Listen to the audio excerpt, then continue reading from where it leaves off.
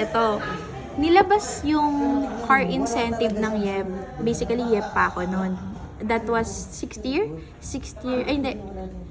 5th year, no? 5th year anniversary, purpose anniversary nilabas yun. Grabe. Nung nilabas yun, sa totoo lang, sobrang excited ako. Excited ako in a way na sabi ko, grabe, kaya ko to.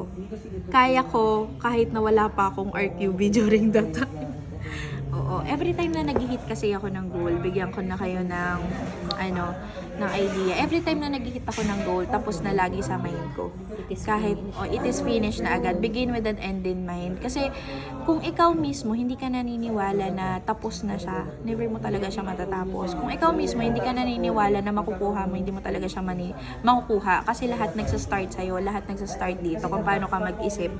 Kasi kung paano ka mag-isip, magmamanifest kung paano ka magsalita, kung paano ka a-action.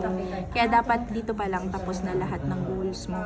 Kaya during the time nung nag-hit ako, in-announce pa lang ni Pres yun, kinikilabutan ako. Kasi alam kong tapos na yun. Pero at the back of my mind, paano ko gagawin yun? Saan ako kukuha ng RQB? Kaya ko ba? Kasi nung trinace ko yung RQB ko, during last year, nung bago in-announce yun, parang 50 lang, kalahati lang ang abot. Sabi ko, Lord, this year kaya ba? Yes, kaya yon. Kaya nag-start siya nang tapos na agad sa mind ko. Then eventually, normal, hataw. Huwag kang papayag. Kung may goal ka, ito pa pala, since ang target ko noon, 100,000 RQB in 1 year, dinivide ko na yun per month.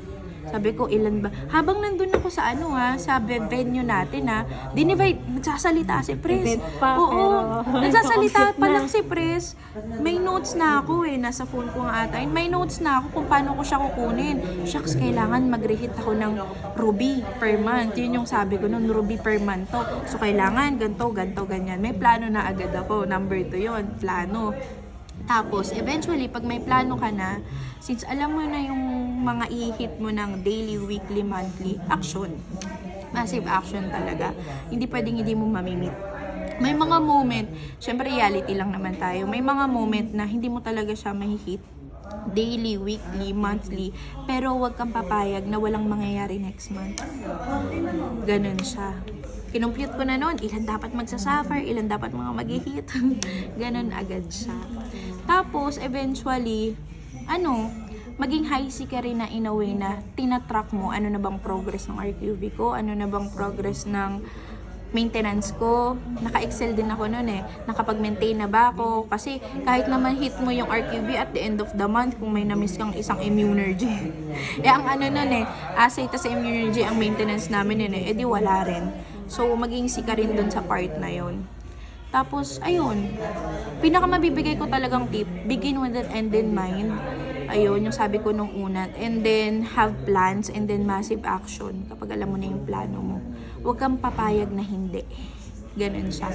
Kasi isa lang din sa mga naging principle ko na nakuha ko lang din sa mga mentors and na-observe ko. Kaya ka lang naman hindi nagkakaresulta kasi pumapayag ka. Kaya ka nagkakaresulta kasi pumapayag ka rin. At the end of the day, it all boils down on you kung paano mo siya hinataw.